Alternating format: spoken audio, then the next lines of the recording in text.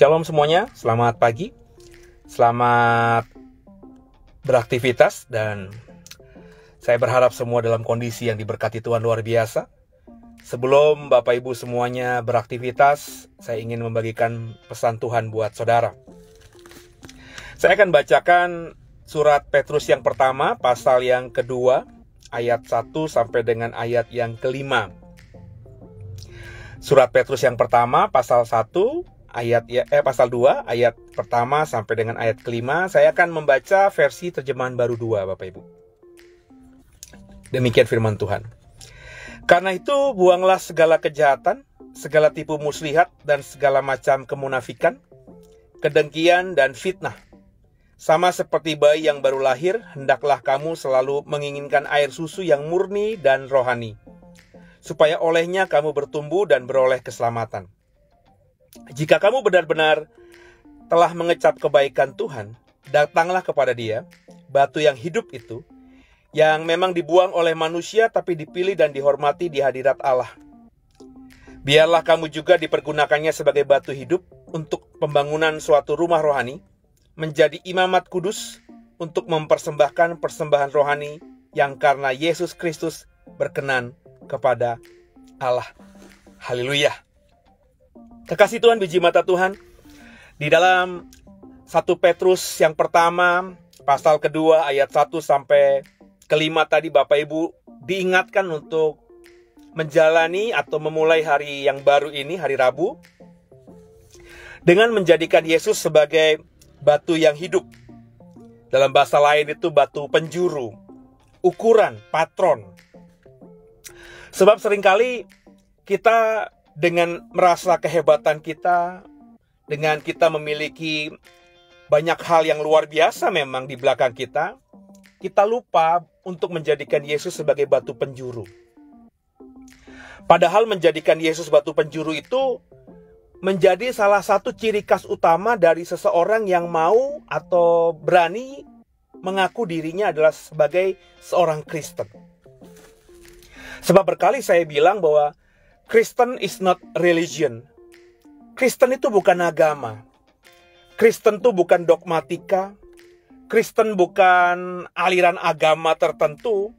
Tapi Kristen itu kalau kita melihat sejarah awalnya, itu adalah sebuah kelompok manusia yang mengagumi Yesus. Sekelompok manusia yang mempercayai Yesus sebagai juru selamat mereka. Dan sekelompok manusia yang ingin mendedikasikan hidupnya kepada Tuhan dengan menjadikan Yesus sebagai contoh tauladan.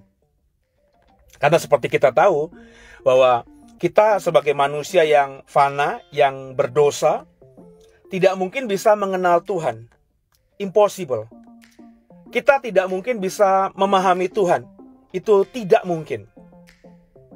Tuhan sudah menyatakan dirinya berkali-kali juga kepada kita lewat firman-Nya yang disampaikan oleh nabi-nabi. Tapi sejarah juga membuktikan nabi-nabi itu juga ditolak oleh orang-orang yang mengaku percaya kepada Tuhan. Sehingga dalam iman saya, Tuhan memberikan kesempatan terakhir. Ya. Makanya Yesus disebut juga anak tunggal Bapa. Saya memahami anak tunggal Bapa itu artinya memang inilah kesempatan terakhir yang diberikan Bapa kepada manusia agar manusia bisa mengenal Dia. Kalau Yesus itu dipercayai, maka manusia akan bisa selamat dan bertemu dengan Bapa. Tapi kalau Yesus tidak dipercayai, maka tidak ada kesempatan lain. Makanya Yesus disebut sebagai anak tunggal Bapa. Nah, kita ini yang mengaku orang Kristen, kan mestinya tidak merasa bahwa Kristen kita itu karena kita adalah member dari sebuah gereja tertentu. Maafkan saya, apa sih hebatnya menjadi member sebuah gereja tertentu? Maafkan saya, apa sih hebatnya menjadi misalnya pelayan Tuhan yang melayani di gereja tertentu? Nggak ada hebatnya.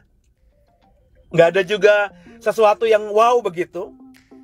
Karena Tuhan Yesus ketika Dia hidup saja, Dia mencela banyak orang yang bekerja atau melayani Tuhan sebagai imam di bait Allah. Bayangin, Itu imam di bait Allah, bukan layaknya pendeta kayak kita sekarang. Sebab hari ini di tahun 2023, siapa saja bisa jadi pendeta. Bapak Ibu tinggal bikin materi di konten-konten sosial media, menyampaikan firman Tuhan. Kayak sekarang ini banyak orang yang tidak tahu saya pendeta. Terus kalau dengarkan Instagram ini, meskipun saya tidak taruh nama PDT atau PS di depan nama saya, pasti orang nanti akan memanggil saya pendeta. Ya, karena kayaknya yang menyampaikan firman Tuhan itu pasti pendeta. Jadi maksud saya, jadi pendeta tuh gampang hari ini. Ya, tinggal bikin konten, rutin bikin konten, bicarakan firman, maka pasti nanti ada dari 10 orang yang dengar saudara, 1 orang yang manggil saudara pendeta. Entah itu bercanda apa tidak, pasti kita akan dipanggil pendeta. Kalau mau serius pun, menjadi pendeta begitu mudahnya. Ya, Bapak Ibu tinggal bekerja atau melayani, mengabdi sekian tahun dengan sungguh di sebuah gereja, maka Bapak Ibu kalau attitude-nya bagus, pasti akan diangkat pendeta oleh gembalamu. Kalau Bapak Ibu punya uang, lebih gampang lagi. Tinggal aja sewa gedung di hotel, ya. 2 juta sekali pertemuan 2-3 jam, terus bikin ibadah, ya, terus cari sinode tertentu, Bapak Ibu minta ditabiskan jadi pendeta, ya, Bapak Ibu pasti jadi pendeta. Tapi zaman dulu jadi imam itu kan gak semudah sekarang. Imam itu kan bukan pilihan, tapi adalah ditentukan. Sebab yang menjadi imam itu hanya orang-orang Lewi. Mereka khusus. Sejak lahir, anak laki-laki Lewi itu sudah dididik untuk menjadi penerus bapak dan kakeknya menjadi imam setelah mereka berusia 30 tahun dan selanjutnya keimaman akan diserahkan kepada mereka dan yang tua mulai beristirahat. Tapi meskipun mereka adalah imam yang sungguh-sungguh gitu ya, bukan jadi-jadian, tapi Tuhan mencela mereka. Ya, imam-imam kepala bahkan Tuhan juga mencela perbuatan mereka. Kalau nyebut imam-imam kepala, apakah yang namanya imam besar tidak termasuk? Sebab imam besar itu adalah imam kepala juga. Tapi imam kepala belum tentu imam besar, karena imam besar cuma 1. Tapi semua Tuhan bilang itu munafik semuanya. Ya. Jadi Bapak Ibu biji mata Tuhan, menjadi seorang Kristen itu bukan cuma seorang yang aktif ke gereja, seorang yang aktif melayani di gereja, tapi seorang yang benar-benar mendedikasikan hidupnya hanya untuk Tuhan. Seseorang yang kalau punya goal, punya tujuan, punya mimpi, punya visi yang dia harus kerjakan sebagai as a person, sebagai seorang manusia, dia mau mengerjakan atau menggapai mimpinya itu dengan mengikuti cara Yesus, mengikuti teladan Yesus.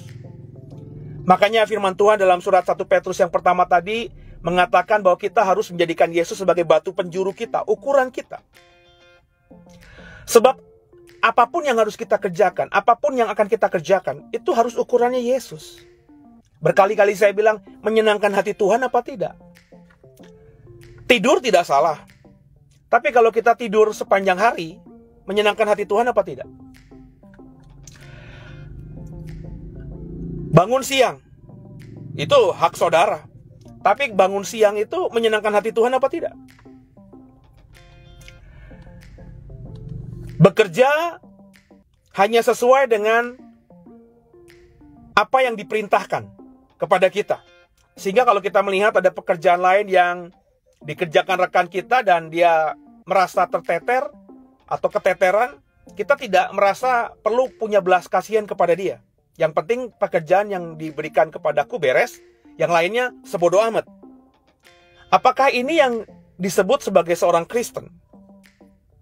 Sebab kita tahu dalam kitab Injil, meskipun Yesus itu melakukan segala kehendak Bapanya, dan dia sudah mengerjakan itu sepanjang hari, maka mestinya dia punya hak juga untuk me time, ya, untuk santai, untuk menikmati istirahatnya. Tapi perhatikan berkali-kali dalam kitab Injil, setelah Yesus melayani Bapanya sepanjang hari dan tubuhnya pun lelah, tapi ketika dia melihat masih banyak kerumunan orang yang merindukan jamahan dia, ada banyak orang sakit yang pengen dijamah oleh dia, Yesus tetap melayani. Padahal itu sebenarnya kalau mau ngomongin waktu, bukan waktunya dia untuk melayani lagi, karena dia sudah mendedikasikan sebagian besar harinya atau jamnya atau waktunya di hari itu sudah dengan melayani Tuhan. Tapi tidak. Nah, kekasih Tuhan, biji mata Tuhan. Jadi, belajarlah hari ini, di hari Rabu ini, untuk mulai menjadi orang yang profesional. Profesional itu artinya bukan saja mengerjakan semua tanggung jawab, kewajiban yang diberikan kepada kita dengan sebisa mungkin, semaksimal mungkin excellent gitu. Tapi juga melakukan yang excellent itu sesuai dengan maunya Tuhan. Bukan dengan maunya kita. Sebab jalan Tuhan belum tentu jalan kita. Dan juga kemauan Tuhan belum tentu kemauan kita. Dan kemauan kita pun, jalan kita pun belum tentu kemauan dan jalannya Tuhan. Maka kita harus melihat apa sih jalannya Tuhan itu buat kita. Apa sih mau Tuhan itu buat kita. Dan ketika kita sudah memahami itu, maka kejarlah cita-citamu di bumi ini sesuai dengan jalan dan maunya Tuhan. Mengikuti jalan dan maunya Tuhan. Jadi nggak semaunya sendiri.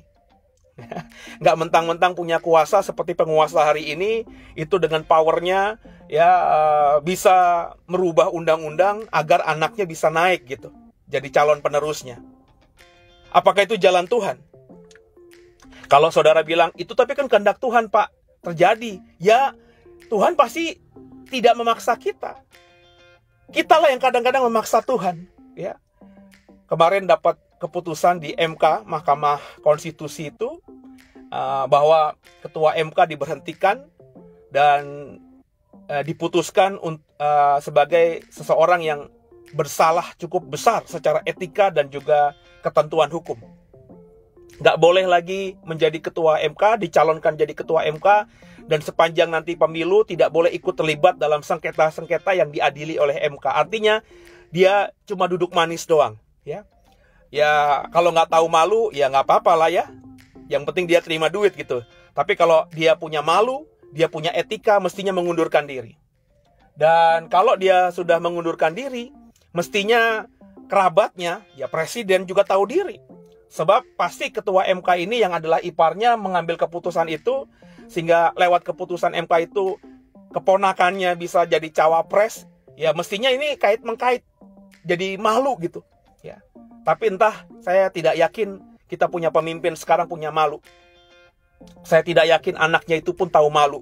Ya, anaknya pasti akan nanti dalam persiapan pemilu, dalam persiapan kampanye-kampanye dia akan terus yakin. Padahal kita semua rakyat Indonesia tahu dia bisa jadi cawapres karena ada undang-undang yang dirubah oleh pamannya, ya, dan pamannya sudah dinyatakan bersalah. Jadi kita lihat nanti orang yang maju berkampanye menjadi calon pemimpin kita itu ada satu diantaranya paling tidak orang yang tidak beretika. Dan saya berani berkata presiden kita pun tidak beretika. Ya. Dan saya jujur marah sekali meskipun saya mengagumi beliau dan saya pilih beliau dalam 2 kali periode. Bapak Ibu bisa lihat track record saya di Facebook. Bagaimana tahun 2014, 2019 saya paling tidak mengendorse dia. Sehingga orang-orang yang temenan sama saya di Facebook tahu pilihan saya bahwa saya adalah pendukungnya Jokowi. Ya. Tapi beberapa bulan ini hancur hati saya. Ternyata orang yang saya pikir akan menjadi sosok yang menjadi presiden ideal Indonesia sepanjang zaman, ternyata juga rakus atau haus akan kekuasaan. Artinya apa? Artinya orang ini ya memang dia tidak kenal Tuhan ya. Tapi kalau kita alegoriskan dengan kita, meskipun kita ngerasa diri berhasil, tapi hidup kita tidak sesuai dengan jalan Tuhan. Tidak jadikan Yesus sebagai patron. Kita memaksakan kehendak kita, yang penting pokoknya kehendak kita jadi, meskipun yang kita lakukan untuk mendapatkan kehendak kita itu tidak sesuai dengan jalannya Tuhan. Dan itu mengerikan. Banyak orang mau menjadi gembala, banyak orang mau menjadi pendeta, banyak orang mau jadi pemimpin, itu jegal sana, jegal sini. Saya tidak ngomongin orang di luar pelayanan, saya ngomongin orang di dalam pelayanan, dan itu benar-benar memiriskan hati saya, mengerikan saudara. Bahwa saya punya rekan-rekan yang di luar sana mungkin, yang menjadi gembala, yang menjadi pemimpin gereja, karena menjatuhkan rekan-rekan lainnya. Mengambil posisi itu dengan menjatuhkan hamba Tuhan lainnya.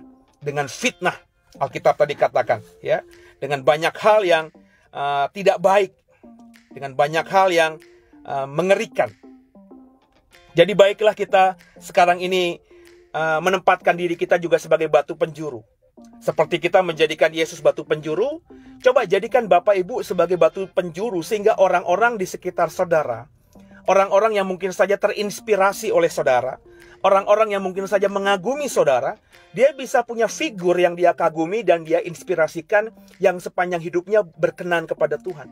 Sehingga orang ini ketika meneladani kita, orang ini ketika mengikuti kita, orang ini ketika menjadikan kita batu penjuru, maka orang ini pun nanti akan kemudian hari menjadi batu penjuru bagi orang-orang di sekitarnya. Inilah yang diharapkan sebagai seorang Kristen sejati. Kita sebagai hamba Tuhan harus mengikuti Yesus sebagai batu penjuru, sehingga akhirnya ada orang di sekitar kita yang menjadikan kita juga sebagai ukuran, sebagai batu penjuru. Dan orang tersebut juga di kemudian hari, mungkin ketika kita sudah tidak ada, juga diposisikan oleh orang-orang sekitarnya menjadi batu penjuru. Sehingga meskipun orang-orang nanti tidak kenal Tuhan Yesus, tapi paling tidak lewat hidup kita jadi surat Kristus yang terbuka. Dan orang itu meskipun tidak kenal Yesus, orang itu bisa melihat bahwa hidup kita mencerminkan apa yang kita imani. Apa yang kita imani? Yang kita imani adalah Yesus Kristus, Tuhan, Juru Selamat yang hidup. Haleluya. Semoga Rabu ini, Rabu yang kau jadikan sebagai hari di mana kau mau mendedikasikan hidupmu menjadi serupa, segambar seperti Yesus. Semoga mulai hari Rabu ini, di sepanjang sisa hidup kita masing-masing, kita terus menjadikan Yesus sebagai batu penjuru kita. Sebelum kita akhiri, sebelum saya persilahkan Bapak Ibu melanjutkan aktivitas dan saya doa diberkati Tuhan semuanya, maka izinkan saya berdoa buat saudara. Makasih Tuhan buat hari ini, kami boleh kembali bangun dengan tubuh yang sehat, tubuh yang bugar, dan bisa beraktivitas memulai hari ini dengan baik. Doa kami sepanjang hari Rabu ini kami jadi orang-orang yang benar-benar menjadikan Yesus Kristus sebagai batu penjuru kami, menjadi ukuran kami, sehingga apapun yang kami lakukan di sepanjang hari Rabu ini, kami selalu berpikir, apakah keputusan kami ini berkenan di hati Tuhan apa tidak? Apakah yang kami kerjakan hari ini menyenangkan hati Tuhan apa tidak? Dan kami rindu Tuhan, Roh Kudus tolong kami, mampukan kami, sehingga di sepanjang perjalanan sisa hidup kami masing-masing, sampai putih rambut kami, sampai tua kami nanti. Bahkan kami ketika siap untuk menarik nafas untuk terakhir kalinya, hidup kami ini benar-benar menyenangkan Tuhan. Sebab kerinduan kami cuma satu, menjadi pribadi yang hidupnya menyukakan hati Tuhan. Ampuni salah dosa kami, Yesus Kristus, Kaulah Tuhan, Juru Selamat kami yang hidup, dan ke dalam tangan-Mu lah paling tidak hari ini, kami serahkan tubuh jiwa roh kami. Kami percayakan hari ini, hari Rabu ini, ke dalam tangan-Mu. Dan kami pasti pulang nanti sore, malam, ke rumah kami masing-masing. Bertemu dengan keluarga yang kami cintai di rumah kami. Dengan membawa sukacita, damai sejahtera. Sehingga benar-benar tergenapi firman Tuhan. Karena satu orang, karena pertobatan kami, seisi rumah diselamatkan. Bersama orang-orang yang kami cintai, keluarga kami berkumpul di bumi, juga berkumpul di surga. Haleluya. Terpujilah nama Tuhan. Selamat beraktivitas, selalu bahagia, selalu senyum, dan selalu bawa nama Yesus dalam setiap langkah kita. God bless you.